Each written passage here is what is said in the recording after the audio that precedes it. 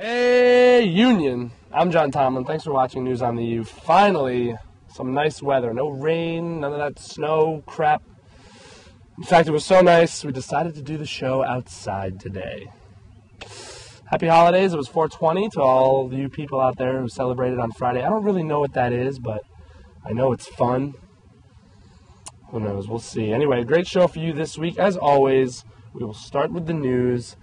The terrible tragedy at Virginia Tech rocked the world last week. News on the U wanted to find out how students reacted to the shootings. So we have this report for you.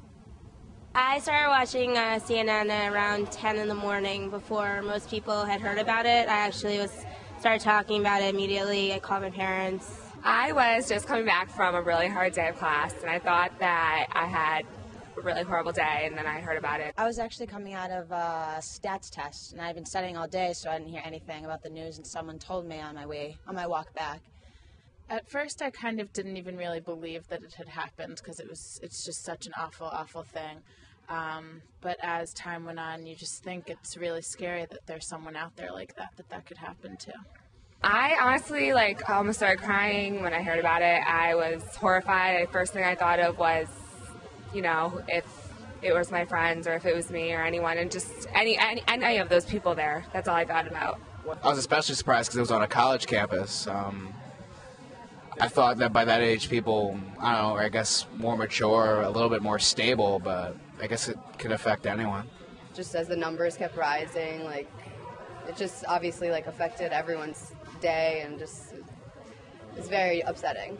It was weird. At first, I thought it was just some random shooting, and then I heard it was the biggest massacre that we've had. I mean, it just makes you think that when someone is obviously not well mentally, you really need to hear their cry for help and do something about it. I was especially shocked by the fact that there was apparently a 2-hour discrepancy or time gap between the first and the second incidents. I thought that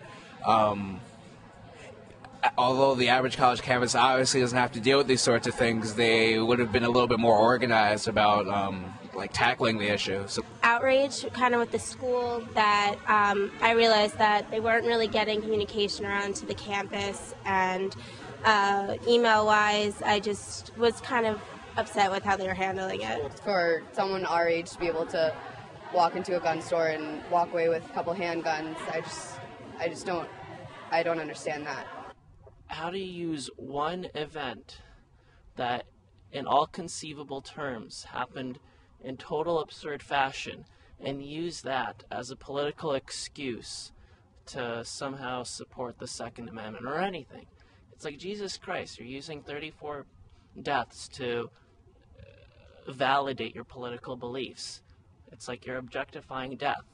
I think that it should be pretty much unanimous throughout America, universal as well, that same thing they do in New England, that automatic guns and weapons that pretty much have no purpose being in societies should be banned, and it should be only for military use only. We'll always remember those lost on that day. It's just one of those days you'll never forget, Your kids will ask you in years to come, and you'll tell them where you were and what you were doing. It's just the saddest thing, man. Saddest thing.